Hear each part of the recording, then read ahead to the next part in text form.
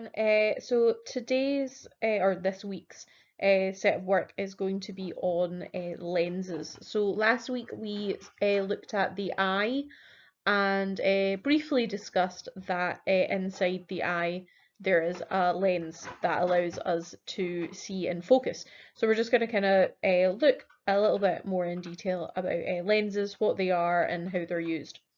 So lenses are used to either focus or defocus beams of light and are important in everyday uses or everyday life. Can we think of some uses of lenses? Now I'm going to leave that up to you guys to have a wee think about, and that'll be part of your homework this week, to think about what objects actually use lenses. Okay.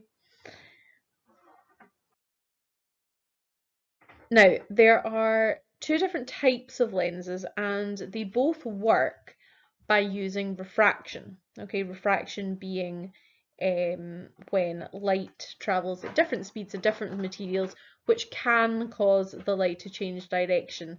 But these lenses, the whole point of them is to change the direction of the light. Okay, so there's two main types of lenses, our convex lens and our concave lens.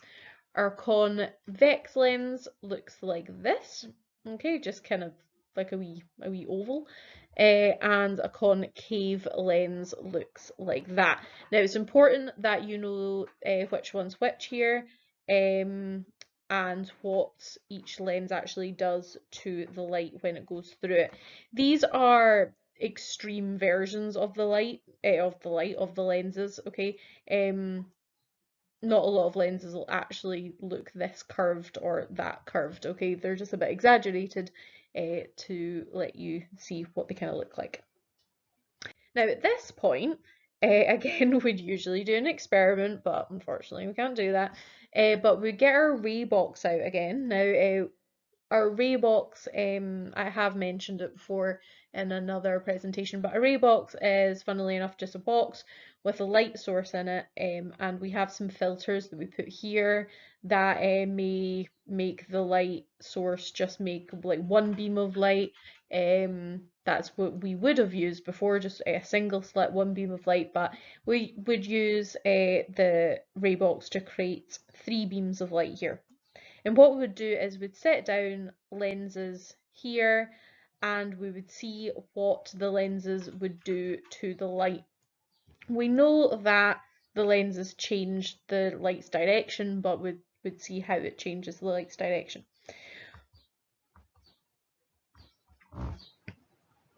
Okay, and that's what the little filters look like. Okay, that's what a triple slit looks like. Now, we would find that a convex lens would do something like this to our light. Okay, so 3 parallel beams come in, they go through our convex lens, and they make the light converge into a focus point. Okay, now this focus point, if you put a screen here, for example, that would mean that the image that was being created here would be in focus at this point, okay? And the length or the distance between the lens and the focus point is called the focal length.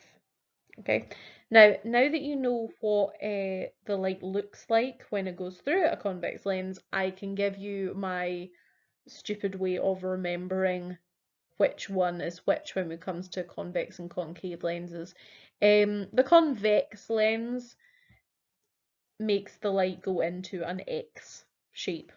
There's an X in the word convex, and there's an X when light goes through a convex lens.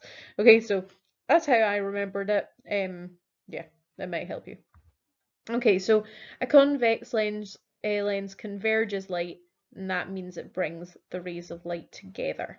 Okay, the point in which the rays come together is called the focus point, and then the focal length, okay, is the distance between the lens and the focus point.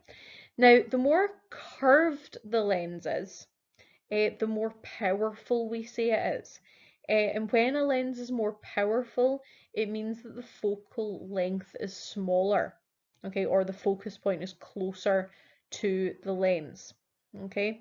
So the more powerful a lens is, the focus point will be closer to the lens, meaning that the light rays have been brought together faster. Okay, and the least, or if it gets less powerful, should I say, then the focus point is further away from the lens, the focal length is longer. Okay, so the distance between the lens and the focus point is longer. Now we have a concave lens, which does the opposite. Okay, a convex lens brought the rays of light together. A concave lens diverges light, which means it spreads the rays of light apart like this. Okay, just remember that anything in a blue box is a note, so you should be writing this down either in a jotter or if you don't have a jotter available on a Google Docs. Okay, so just remember that. So here we have our concave lens, okay, so it looks something like this, and it spreads the rays of light out like that. Again, just like with a convex lens, the more curved the lens is, the more powerful it is. So the more it's curved, the more powerful it is, and therefore it will actually spread the rays out even more. So if it was more curved like that, the rays of light would be spreading out further. Okay, following my little laser pointer here, it would be like spreading out like that. Okay, so coming back to our eyes. Okay, the lens in the eye is a convex lens. Okay, but the lens in our eye isn't like obviously made of glass or anything like that. It's not a rigid structure, and it has the ability to change its thickness depending on the object that we're actually focusing on.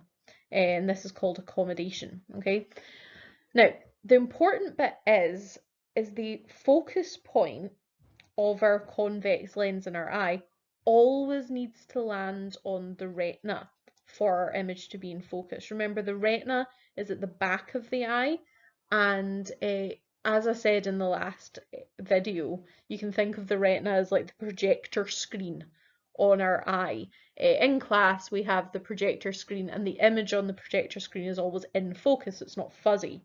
Okay, so on our retina, we need the image falling on the retina to be in focus. Okay, so our lens always has to make sure that our retina is here.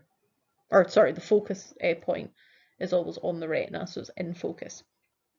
So our lens actually has to change shape slightly. It has to become more curved, okay, to accommodate for this.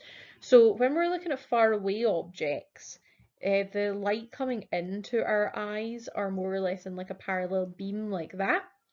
Okay, so our lens obviously needs to work to get the rays of light into focus here.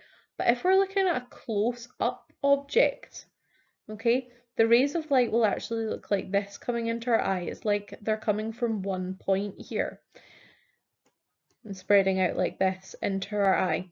Therefore, our lens is actually going to have to work even harder to get it into this focus point where our retina should be.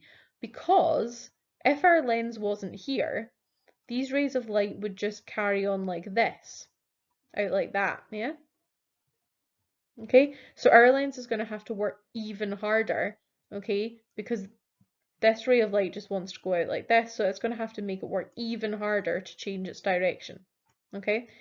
As for a faraway object, the rays of light are just coming in like this, and that's what would happen if there wasn't the lens here. They would just go straight on, okay? So you can think of it as if when it's a close-up object, the light is having to change direction even more, therefore it has to be a more powerful lens. And if it's a far away object, the rays of light are just changing direction a little bit, therefore the lens doesn't need to be as powerful, but the focus point always needs to be on the retina. Okay, so obviously, as I was saying, in a normal or good-sighted eye, an eye that has good eyesight, the focus point always lands on the retina. Okay, so this is just a sort of simplistic version of the eye. okay, with the focus point on the back of the eye where the retina is.